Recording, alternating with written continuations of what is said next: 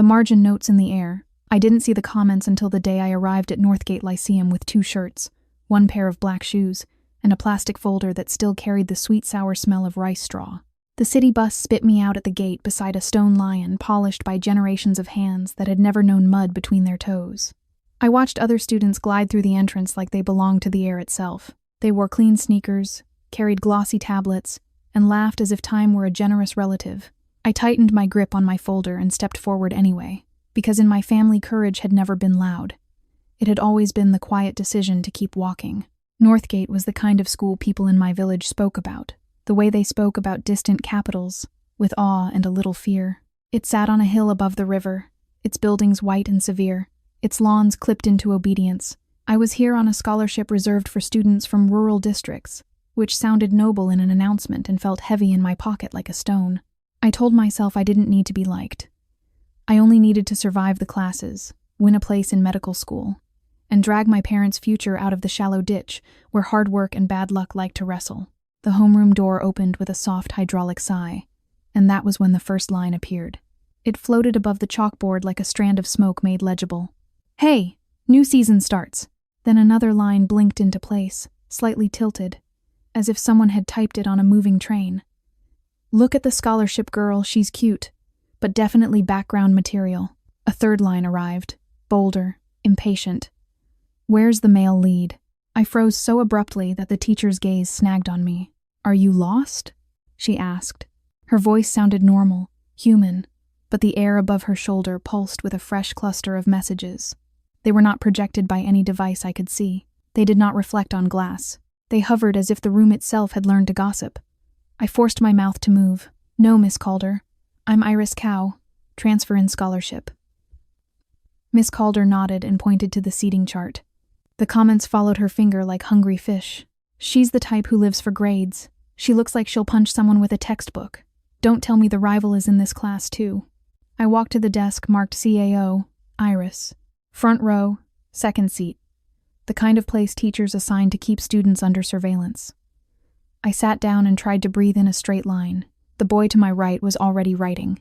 Neat columns of symbols and arrows, as if he'd been born mid-exam. The comments above him were strangely respectful. Rowan Shaw, math captain. Final boss vibes. Cold genius. 0 emotion. 100% scores. Don't even try to outrun him. Rowan didn't look up. His hair fell precisely where it was supposed to, and his uniform shirt was buttoned like an argument. I took out my notebook and began drafting a study plan for the semester, because planning was my way of telling panic to sit down. The comments kept drifting, a thin rain of opinions. Sometimes they reacted to real things, someone's laugh, a teacher's joke. Other times they behaved like they were watching a show that hadn't happened yet. Wait for episode 1. Transfer boy enters. Sunshine heroine is sitting behind Iris. Someone better move. The camera needs a clear shot. Behind me, a girl's voice floated like a ribbon. "Hi. Is the seat behind you taken?" I turned. She had soft brown eyes and hair tied with a pale ribbon, the kind of face that looked gentle even when she wasn't trying. Above her head, the comments turned syrupy. "Serena Finch. Our pure sunshine. If she smiles, the world heals. Protect her at all costs." "No," I said, and shifted my bag so she could slide into place. Serena sat down with a grateful smile that made a few classmates sigh. The comments applauded as if a spotlight had snapped on. Then the door opened again, and the air erupted. A boy walked in wearing the same uniform but somehow defying it, like the fabric was a rumor and he was the truth. His tie was loosened, his sleeves were rolled. His expression was half bored, half amused, as if he had already judged the room and decided it was interesting enough to stay. It wasn't his height that made people stare, or even the easy confidence. It was the way the comments swarmed him like bees finding sugar. "Leon Mercer has arrived. Male lead confirmed. That lazy smirk is illegal. He's going to lock eyes with Serena in 3, 2... Leon's gaze swept the class. It landed on Serena for a heartbeat, and the comments shrieked like fireworks. Serena's ears turned pink. The room tightened with a collective inhale. Leon then looked at me, not lingering, not kind, simply registering my existence the way you register a stop sign. The comments stuttered. "Wait, who's that? No, male lead should not notice background extra. Cut that angle." I looked back down at my notebook and wrote the next item on my plan. Daily practice set. Calculus, chemistry, biology. I underlined it twice. Miss Calder introduced Leon, and he walked to the empty seat by the window with the swagger of someone choosing scenery. When she asked him to introduce himself, he shrugged. Leon, I used to do an apprenticeship at a mechanical shop. Now I'm here. Try not to be boring. Half the class laughed. The comments loved it. He did not join the laughter. Rowan's pen kept moving, calm as tide charts. From that morning, the comments became a second soundtrack to my life. They hovered in classrooms, on stairwells, even in the cafeteria above plates of food that looked like they'd been designed by people who feared seasoning. I tested my sanity in small ways. I blinked hard. I rubbed my eyes. I stared at the ceiling for wires and lenses. Nothing explained it. By the end of the week, I realized the comments were not visible to anyone else. When Leon leaned back in his chair and spun a pencil like a toy, the comments screamed about his charm, but the boy across the aisle only muttered, "He thinks he's so cool." When Serena dropped her eraser and Leon picked it up with a grin, the comments exploded with romance. Yet Serena's best friend squealed for real, completely unaware of the floating chorus that had already written the scene. It should have been entertaining, like watching a crowd at a parade. Instead, it felt like someone had installed a window into a room where strangers discussed my life as if it were theirs. They had categories for everything: main couple, rival, comic relief, background, tragic arc, redemption, downfall. They treated outcomes like they were sure. One afternoon, as I copied notes in chemistry, a comment slid across my vision with strange certainty. Iris will break her hand in episode 4. My pencil paused. I stared at my knuckles. They were fine. My hands had hauled water buckets and harvested rice and carried my grandmother's medicine, but they had never broken. The idea that some unseen audience could schedule my pain made my stomach twist. That night I opened my scholarship packet and read the fine print until the words blurred, as if understanding contracts could protect bones. I fell asleep at my tiny rented room above a noodle shop, listening to the city hum, and dreamed of sentences drifting like moths around my head. The next day, during physical education, the class was herded onto the track. Leon dribbled a basketball like he owned gravity. Serena sat on the bleachers, clapping with too much devotion. I ran laps with my mind in formulas. A stray ball bounced into my lane. I swerved, my foot catching the edge of the rubber track. For a split second, the world tilted. I threw my arms out to balance, and my hand smacked the metal rail. Pain flashed white. The comments burst like confetti. Episode 4 arrived early. Called it. Iris, are you okay? I flexed my fingers. It hurt, but nothing snapped. The rail left a red line across my palm, like a warning drawn by a careless pen. I wrapped it in my sleeve and kept running, because the fastest way to stop the comments from being right was to refuse to give them a climax. Rowan noticed anyway. After class, he tapped my desk with the blunt end of his pencil. Your hand, he said, voice flat. It's fine, I replied, and shoved my workbook closer as proof. He didn't argue. He slid a small packet of antiseptic wipes across the desk. Use it. Infection is inefficient. For some reason, the word inefficient made me laugh quietly. Rowan's expression didn't change, but the comments above him made a rare crack in their seriousness. He just did a kind thing and called it efficiency. His heart is hidden under calculus. Rivalship potential? I ignored that last part so hard my ears heated. I didn't have time to be a plot. Meanwhile, the main couple, as the comments insisted on calling them, began behaving like the world was their stage. Leon and Serena developed a routine. He teased, she blushed, their friends squealed, and the comments supplied applause. Sometimes it was harmless. Sometimes it spilled into places that should have been quiet. During a Friday quiz in history, Leon leaned towards Serena and whispered something. Serena giggled, covering her mouth with her sleeve. The invigilator snapped, "No talking." Leon held up his hands, innocent as a saint who'd just stolen the altar candles. The comments adored his defiance. My pencil scratched faster. Angry not at Leon, but at the way the room's focus kept being hijacked. 2 weeks later came the regional midterm, the one that fed the scholarship rankings. It mattered. I'd mapped my entire month around it. I had slept less, eaten cheaper, and learned to brew tea strong enough to wake ghosts. On exam day, the comments were louder than ever, as if the unseen audience had bought premium tickets. Big test arc. Serena and Leon in same room. This is fate. Iris and Rowan will fight for top score. Camera. Zoom on their pens. We were seated in the auditorium, rows of desks like disciplined soldiers. I was assigned to the front, because of course. Serena sat near the middle. Leon sat behind her, tilted in his chair like a person attending a concert instead of an exam. Rowan sat 3 seats away from me, spine straight, eyes calm. The proctor announced the rules. We flipped our papers. I breathed out and entered the familiar tunnel of problem-solving. Numbers fell into place. Paragraphs surrendered their meaning. I forgot the comments for several glorious minutes. Then came the sound of tearing. It was not subtle. It was a violent rip that sliced through the room's concentration. Heads lifted like startled birds. Leon was standing, holding his exam paper in 2 pieces. The comments went delirious.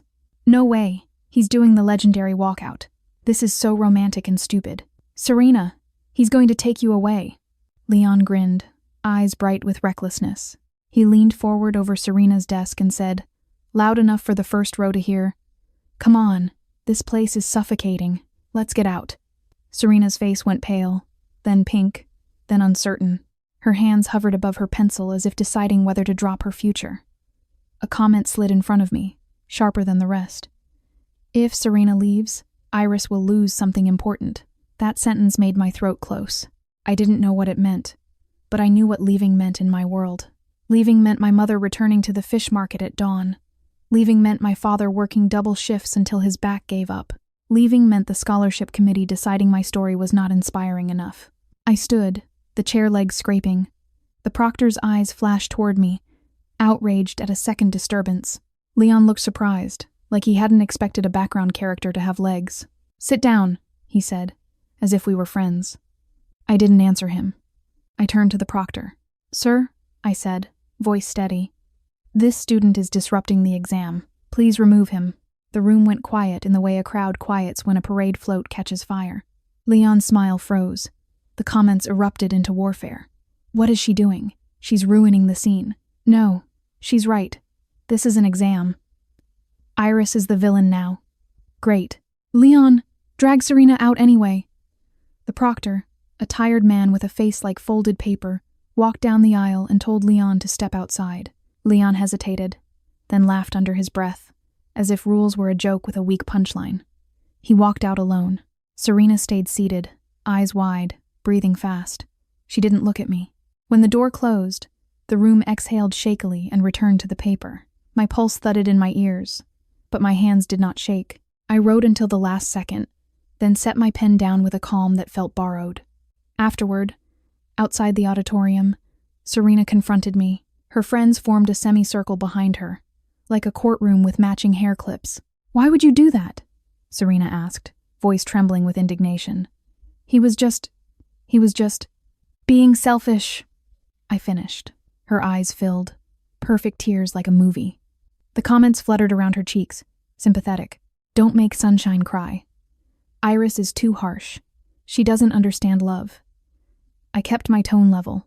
Love doesn't pay tuition. Love doesn't heal your parents. Love doesn't retake an exam for you. Serena flinched as if I'd slapped her, though my hands were in my pockets. Her friend, a girl named Kayla, whose family owned a chain of gyms, stepped forward. "You think you're better than everyone because you're poor and you study?" she hissed. I looked at her and felt something cold settle in my chest. "I think I'm responsible for myself," I said. "That's all." Kayla's mouth twisted. Serena's tears slid down. The comments above me turned vicious. "Background extra, has an attitude. She's jealous. She wants the male lead's attention. Girl, stay in your lane." I walked away, because arguing with a crowd you cannot see is a special kind of losing. The next week, Leon returned as if nothing had happened. The school issued a warning, which in Northgate language meant a paper to sign and a speech about potential. Leon signed, smiled, and went back to leaning on walls. The comments insisted it was all part of his charm, yet there were ripples. Teachers watched him more closely. Serena looked torn between devotion and embarrassment. I tried to focus on my work, but attention had a way of leaking toward me now, the girl who had reported Leon in the exam. One morning I arrived to find my desk smeared with something sour and damp. My notebooks lay on the floor, pages warped, ink bleeding like wounds. A note in thick marker screamed, "Homewrecker, greedy, trash." My stomach dropped. The smell hit a second later. Spoiled milk. The comments gasped, then grew gleeful, then angry, all at once. Drama arc. Who did this? Iris is getting punished for ruining the romance. No, this is too far. Someone call the principal. I stood very still. The classroom buzzed with whispers. Some students glanced away. Others stared as if my humiliation were a lesson. Kayla's group sat in the back, eyes bright with satisfaction. Serena looked shocked, then guilty, then quickly hid her face behind her hair. Leon lounged near the window, gaze unreadable. I began picking up my books one by one. The paper stuck to my fingers. I placed each damaged page back into a stack, not because it mattered anymore, but because I refused to let chaos make my hands sloppy. Rowan appeared at my side without announcement. He looked at the desk, then at the milk, then at my face. His jaw tightened by a millimeter, which for him was a shout. "Don't touch it," he said. "I have to," I replied. He pulled a pair of disposable gloves from his bag, the kind students used in biology labs. "Use these." I took them. My voice came out quieter. "Thank you." Rowan's eyes flicked toward the back of the room. "We can solve this," he said, as if the situation were an equation. I washed my books in the sink during lunch, drying pages with paper towels. A teacher eventually called me to the office. The vice principal asked questions while pretending this was a minor inconvenience. Kayla denied everything with a smile. Serena cried and said she knew nothing. Leon leaned against the wall and stared at the floor, bored. The comments did not let it go. The school will sweep it under the rug. Iris should fight. Someone record evidence. Rowan, do something. I had evidence, just not the kind people respected. Northgate had cameras in hallways, and I had learned early that systems could be negotiated. In my village, you negotiated with weather. In the city, you negotiated with rules. That night, in my rented room, I borrowed a laptop from the noodle shop owner's son and logged into the school's student portal. It had a flaw, an old password reset link that still accepted a default code. I didn't feel proud using it. But pride had never bought textbooks. I searched the hallway footage around my classroom door. At 6:12 a.m., Kayla walked in holding a carton. At 6:13, she opened my desk. At 6:14, she laughed with her friends and left. My hands went cold. I exported the clip, saved it in 3 places, and printed still images at the late-night copy shop. The next morning, I walked into the principal's office with my folder like a shield. Principal Hargrove was a thin man with tired eyes and a reputation for smiling while counting. He listened, watched the footage twice, and leaned back as if the chair might solve it for him. "This is regrettable," he said. "It's deliberate," I replied. He rubbed his temple. "Kayla's family contributes to our athletic programs." My mouth tasted like iron. "My family contributes sweat," I said. "Do you accept that currency too, or only checks?" The room went silent. The comments hovered between us like insects trapped in glass. "Yes, Iris, say it. Don't back down." Principal about to act like a villain. Principal Hargrove's smile thinned. "You are very bold," he said. "I'm tired," I answered. Bold is what people call tired when it speaks. He stared at me longer than polite. Finally, he sighed, the sound of a man choosing damage control over comfort. "Kayla will be suspended," he said, "and we will issue an apology." "That's not enough," I said, and surprised myself. His eyebrows rose. "What do you want?" I thought of my mother's hands, cracked from salt water. I thought of my father's back. I thought of every scholarship student who had swallowed insults because they didn't have the luxury to spit.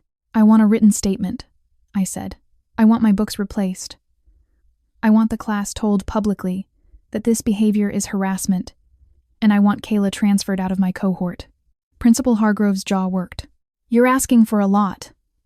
"I'm asking for the cost of what she tried to take," I replied. He agreed, slowly, like a man agreeing to swallow a bitter pill. Kayla was removed from school for disciplinary reasons. The announcement was vague, but the students knew. Whispers chased her name like thrown stones. And then, as if the universe demanded symmetry, Serena did something dramatic. It happened at the front gate, at morning assembly, with half the school watching. I was standing near the flagpole reciting biology terms under my breath when Serena stepped forward and dropped to her knees on the concrete. Gasps rose. Phones appeared. The comments screamed with delight. "Oh my God." Kneeling arc. Sunshine is sacrificing herself. Iris, you monster. Look what you did. Serena clasped her hands, tears already spilling. Iris, she cried, loud enough for the teachers to hear. Please forgive Kayla. She did it because she cares about me. She didn't mean to hurt you. Her family needs her to graduate. If you still hate someone, hate me. Punish me instead. The courtyard turned into theater. Students stared at me, waiting for my line. Teachers looked uneasy. Principal Hargrove watched with an expression that said, "Not this again." The comments pressed against my vision like a crowd leaning forward. If Iris forgives, she's kind. If Iris refuses, she's evil. Either way, the audience wins. I took a slow breath. I could feel my heartbeat in my throat. But my voice, when it arrived, was calm. "Stand up," I said. Serena blinked, surprised. She stayed kneeling, as if the posture were part of her identity now. I stepped closer so she could see my face clearly. "Kayla didn't do that because she cares about you," I said. "She did it because she likes power. You are not a reason. You are an excuse." Serena's expression cracked, wounded. The comments roared. "She's cruel." "No, she's honest. This is better than any romance." I continued, "If you want to help, don't perform. Volunteer. Apologize without an audience. Start a tutoring group for students who are struggling. Put your time where your tears are." Serena's mouth opened and closed. She looked around, realizing the scene wasn't going the way she'd rehearsed. Her cheeks flushed a deeper red, and for the first time I saw anger under the gentleness. "You're heartless," she whispered. I nodded once, not as agreement but as acceptance that this would be the label now. "Maybe," I said, "but I will not be a prop." Behind me, someone's footsteps approached. Rowan's voice cut through the courtyard, quiet and sharp. "This is not a stage," he said, "and you are blocking the gate." Serena flinched as if struck. She stood up quickly, wiping her face, and hurried away with her friends. The comments, stunned, recalibrated. "Wait, is Iris actually the protagonist?" Rowan just backed her up in public. "This show is changing genres." That afternoon, Miss Calder called Rowan and me into a small office lined with trophies. She looked tired, but there was warmth under it. "I'm proposing a new cohort," she said, "a focused program for students aiming at national competitions and top universities. It will require approval from the administration, but your results justify it." Rowan nodded, as if she'd asked whether water was wet. "Fine," he said. Miss Calder looked at me. "Iris?" I thought of my parents, of distance, of opportunity that could evaporate if I hesitated. "Yes," I said. "I want it." Rowan glanced sideways, almost imperceptibly. The comments above him turned bright. He invited her without saying it. "Partners in war. This is the real main pairing, sorry, Serena." The cohort began in a room on the top floor that smelled of dry markers and ambition. Only 12 students. No Kayla, no Serena. Leon, who technically qualified through a separate talent exception clause for his mechanical competition awards, was offered a spot but declined, laughing. "Sounds like prison with homework," he said. The comments cheered his rebellion. I felt relief anyway. In the cohort, I learned how to breathe again.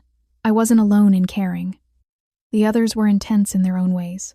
A girl named Mina Santos, small and fierce, became my friend after she corrected my physics diagram with a grin. She talked fast, studied faster, and carried spicy dried squid in her pocket like a weapon against fatigue. People think studying is joyless. Mina told me one night as we stayed late. I think ignorance is the real tragedy. Rowan, despite his coldness, proved to be a strangely reliable presence. He didn't flirt. He didn't gossip. He argued about proofs as if they were moral questions.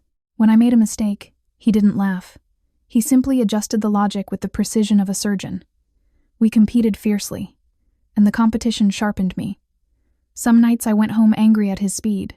Some mornings I returned determined to make my work cleaner than his. The comments tried to paint us as a romance, but what I felt was closer to respect with teeth. Then came Northgate's Winter Festival, the event that turned the campus into a carnival of lights and performance. Stalls filled the courtyard. Students sang. Teachers pretended to enjoy it. The comments grew delirious. "Festival episode. Confession incoming. Leon will do something wild, calling it now." I was in the library, of course, because the national qualifying exam was 6 weeks away, and joy felt like a luxury item I could not afford.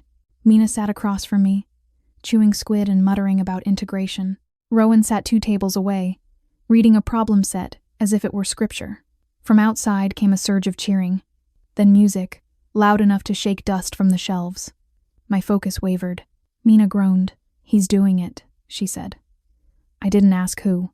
I knew. The comments skated through the library air like excited sparks. "Camera outside, quick! Serena's there! Leon has a microphone!" I stood before my patients could talk me out of it. Mina followed. Rowan hesitated, then stood too, as if avoiding chaos were a logical necessity. In the courtyard, Leon stood on the stage built for performances, holding a microphone. String lights made his hair look almost haloed. Serena stood below, hands clasped, eyes shining with the fragile hope of someone who hadn't learned yet that public love is still public control. Leon grinned and said, "Everyone's been asking what I'm doing after graduation. Here's the truth. I don't care about half of this." A ripple of laughter. The comments adored it. He lifted the microphone toward Serena. "But I care about you," he said, voice dropping into intimacy amplified by speakers. "So I'll say it once. Serena Finch, I want you with me. Not in some tidy plan. In my real life. Do you want that?" The courtyard exploded. Students screamed. Phones rose. Teachers panicked. The comments became a storm. "Yes, sis. Kiss her. This is peak youth. Iris is going to hate this so much." I didn't hate it because it was romance. I hated it because it was loud and selfish in a school that was trying to prepare us for a future where consequences were quiet and permanent. I stepped forward to the edge of the crowd and raised my voice. "Turn it down," I said. Leon's gaze snapped to me like a challenge. "Why?" he called. "You afraid of feelings?" "I'm afraid of stupidity," I called back. Gasps. Mina muttered, "Oh no."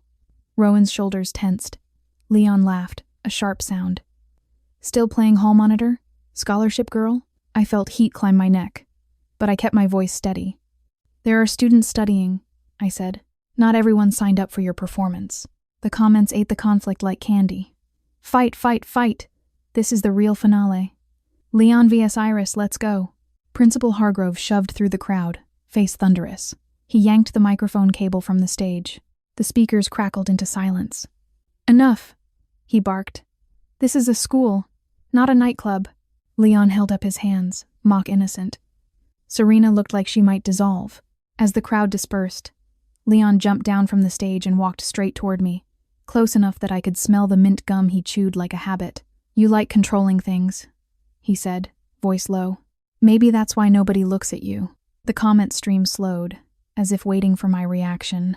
I looked at him, at the sharp beauty, at the freedom he wore like a jacket, and I felt a surprising pity. "People look at me when they need help," I said. "That's enough." Leon's smile faltered for half a second, then returned, colder. "We'll see," he said. That night, as I walked back to my room, the city lights reflecting off wet pavement, I sensed someone behind me. I turned and saw Leon leaning against a lamppost, hands in his pockets, eyes too bright. He had been drinking. The smell was unmistakable, a sour sweetness that clung to his breath. Northgate students liked to pretend they were above such things. Reality, however, liked to climb fences. "Why are you following me?" I asked. He pushed off the lamppost and walked closer, unsteady but determined. "Because you never look," he said, words rougher than usual. "You never look at me like I exist." I almost laughed. "You're the loudest person in the city," I said. "Everyone sees you." "That's not the same," he snapped. His fingers reached for my wrist. I stepped back, but the alley wall was behind me. Leon's hand closed around my arm, not crushing, but claiming. The comments appeared in frantic clusters, erratic, like heartbeats. Danger. This is not romantic. Leon, stop. Iris, run. Leon's eyes searched my face with something like desperation.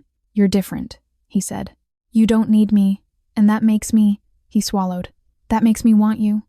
I stared at him, and the comment from weeks ago flashed in my mind. Iris will lose something important. Maybe the something was my peace. Maybe it was my sense of safety. Maybe it was my faith that hard work could keep trouble away. I raised my free hand and slapped him across the cheek. The sound cracked against the wall and echoed down the alley. Leon stumbled back, blinking, shock snapping him sober for a moment. "Listen," I said, voice shaking only slightly. "Your feelings are not a license. Your misery is not a key to my body. If you want to ruin your life, do it alone." Leon stared at me, cheek reddening, pride and pain wrestling in his eyes. He opened his mouth, then closed it. Finally he laughed, but it sounded like glass breaking. "You're terrifying," he said. "I'm tired of being treated like scenery," I answered. I walked away before my knees could start trembling. Behind me, the comments thinned into a whisper. "Good. She set a boundary. This is the growth arc." The next morning, Serena's friends accused me of seducing Leon. The rumor spread with the efficiency of bacteria. Some students stared at me in the hallway like I carried a contagious scandal. Mina cursed loudly at anyone who whispered. Rowan watched, silent, eyes narrowing. I did not tell anyone about the alley. I did not want to be a victim in their story. I wanted to be a person in mine. Weeks passed. The national qualifying exam arrived. I studied until my brain felt like a squeezed lemon. Rowan and I trained like athletes, reviewing mistakes, tightening strategies, making our lives smaller so our future could be larger. On exam day, my hands were steady. The comments hovered, but quieter, as if the audience had realized this arc was not theirs to steer. Iris will place top 10. Rowan will place top 3. They're both monsters, respectfully. After the exam, Mina dragged us to a bungee jump platform outside the city, a ridiculous steel structure above a river gorge. "If I keep carrying stress in my shoulders, I'll turn into a turtle," she declared. I stood at the edge, harness tight, wind cold against my face, and looked down at the river slicing through rock. My stomach tried to evacuate. Rowan stood beside me, calm. "Gravity is consistent," he said. "Unlike people." I snorted. "That's comforting in a strange way," Mina yelled. "On 3. We jumped. For a second, my brain screamed. Then the rope caught, and the world turned into a wild pendulum. My laughter burst out unexpectedly, raw and bright, ripped from somewhere I didn't know I still had. Across the platform, Rowan's face cracked into something that might have been a smile. Mina shrieked with joy. Above us, the comments flickered like distant stars. "They're alive. They're kids. They made it this far." Back at school, something strange happened. The comments began to glitch. A line would appear, then scramble into symbols. Another would freeze mid-sentence. Occasionally, a message would repeat itself with slightly different punctuation, as if the unseen typist had lost coordination. Rowan noticed too. Not the comments, he could not see them, but the odd way I kept blinking as if swatting invisible flies. "You're distracted," he said one afternoon. I hesitated, then decided the truth might be safer than solitude. "Do you ever feel like people are watching us?" I asked carefully. Rowan frowned. "We're at a school," he said. "Yes. No," I said. "I mean, like there's a script." Rowan stared at me, then at my notebook, then back. "Are you ill?" I almost laughed, then realized my hands were trembling. "Maybe," I admitted. That evening, I didn't go home. I went to the computer lab and sat alone under the buzzing fluorescent lights. I watched the air, waiting for comments, and when they appeared, I copied them down. Not their content, but their pattern. They clustered more heavily in certain areas. They spiked during conflict. They quieted during study. An idea formed, slow and unsettling. What if the comments were not supernatural at all, but manufactured? Northgate prided itself on innovation. It had smart boards, facial recognition attendance, predictive analytics for student performance. Adults called it support. Students called it surveillance with a smile. If someone had built a system to monitor student interactions, to predict drama, to nudge behavior for the sake of reputation, it would explain the categories, the certainty, the way the comments seemed to want certain scenes. I remembered the first comment. "New season starts." That sounded like marketing. I searched the school website for obscure projects. I searched student forums. I found nothing, which was suspicious in its cleanliness. So I did what I had done with the hallway cameras. I looked for the flaw.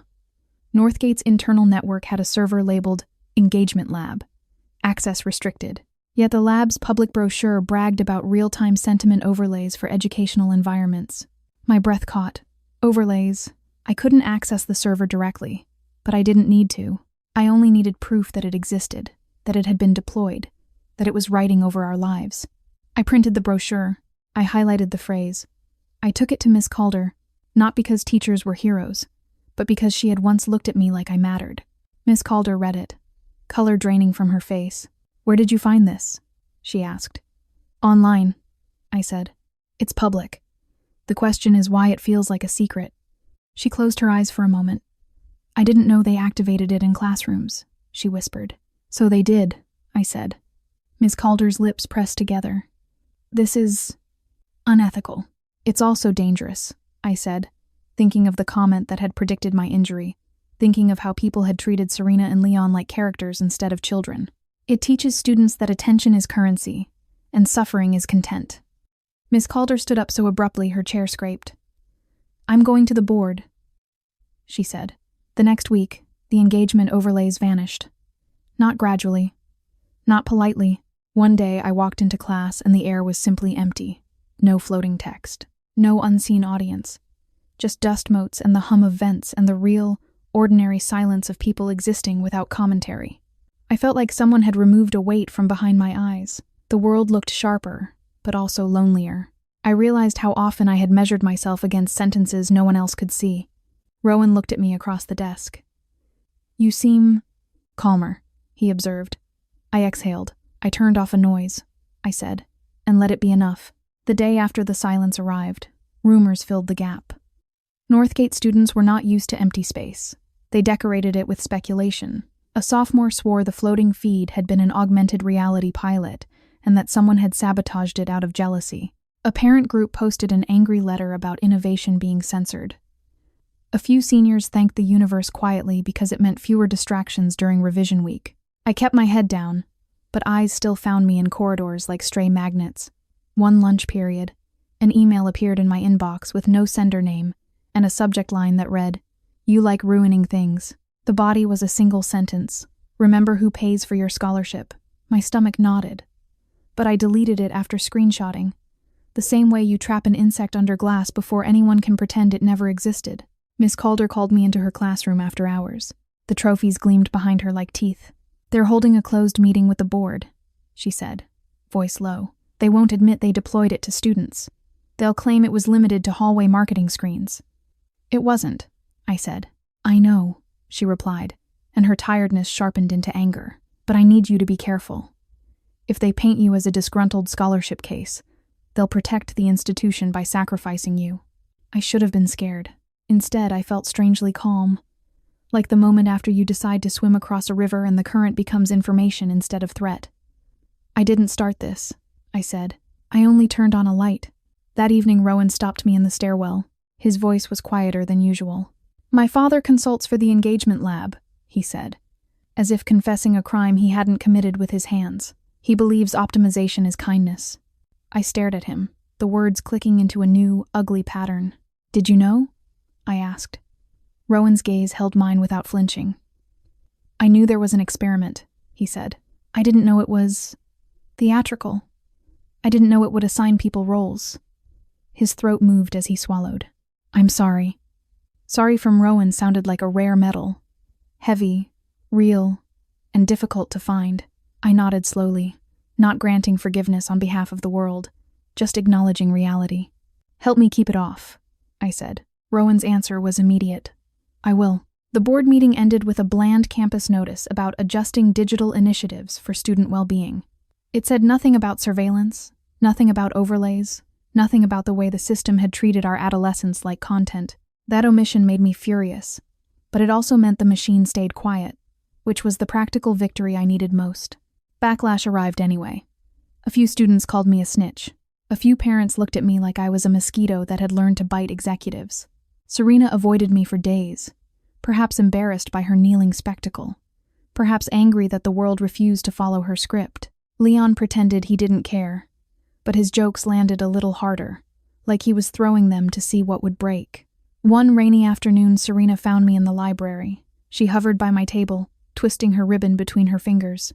"Do you hate me?" she asked. I set down my pen. "I don't have time," I said truthfully. Then, seeing her flinch, I added, I dislike what you did, and I dislike what your friends did. You're not a villain in my head, Serena. You're just someone who got used to being watched." Her eyes filled again, but this time the tears didn't feel like performance. They fell quietly onto her knuckles. When the comments stopped, she whispered, "I felt empty, like I didn't know who I was without everyone reacting. I recognized the feeling too well." "Then learn," I said. "It's uncomfortable at first. It gets better." Serena nodded, small and sincere. "Can I join your tutoring group?" she asked. "If you make one. For the younger students. I can't undo what I helped cause, but I can do something now." I studied her face and decided I believed her enough to try. "Show up twice," I said. "Then we'll talk about trust." She showed up 3 times, early, carrying extra notebooks. Mina raised an eyebrow and whispered, "Character development. Who knew?" I didn't laugh, but a corner of my chest loosened. Leon wandered in during the 4th session, hands shoved in his pockets, pretending it was an accident. He watched as Serena explained algebra to a nervous freshman. When she finished, Leon tossed a new mechanical pencil onto the boy's desk. "Stop gripping it like you're strangling a snake," he muttered. "Your hand will cramp." The freshman smiled, relieved. Leon looked away too fast. Later, Mina cornered Leon by the whiteboard. "Why are you here, Mercer?" she asked, blunt as a hammer. Leon shrugged. "Noise was fun," he said. "Now it's gone. Figured I'd see what you nerds do with the quiet." His eyes flicked toward me, then away. "Also, I'm good at fixing things. People keep breaking." For once, the sentence didn't annoy me. It sounded like the closest thing Leon had to honesty. In spring, our cohort took a field trip to a community clinic on the south side for volunteer hours. The waiting room was crowded with workers who couldn't afford to miss a day. Mothers with toddlers asleep on their shoulders. Elderly men whose coughs sounded like rust. I spent the afternoon taking blood pressure and translating forms for patients who spoke my hometown dialect. No comments hovered above their heads. No audience cheered when a child stopped crying. The only drama was real pain, and the only resolution was care. A doctor named Asha Patel noticed my steadiness and asked why I wanted medicine. I told her about my village, about my grandmother's illness, about the way helplessness feels like drowning when you have no tools. She nodded, then said, "Good. Keep that. Exams are loud, but suffering is quieter. Remember which one matters." That night, back in my rented room, I wrote the sentence in my notebook and underlined it 3 times. It felt like a new kind of comment, one that didn't steal my life but returned it. As graduation neared, the pressure tightened. The scholarship committee posted rankings. Rowan and I traded the top spot like a coin flipping in slow motion. Mina teased us. Serena studied harder than anyone expected. And Leon, unexpectedly, started attending math review once a week, claiming it was for mechanical competitions. Then one day, Leon showed up at the clinic with a small device in a foam case. "I built a portable syringe pump," he told Dr. Patel, trying to sound casual. "For rural outreach. It's cheap, uses bicycle parts." Dr. Patel's eyes widened. "This could help a lot of patients," she said. Leon shrugged, embarrassed by praise.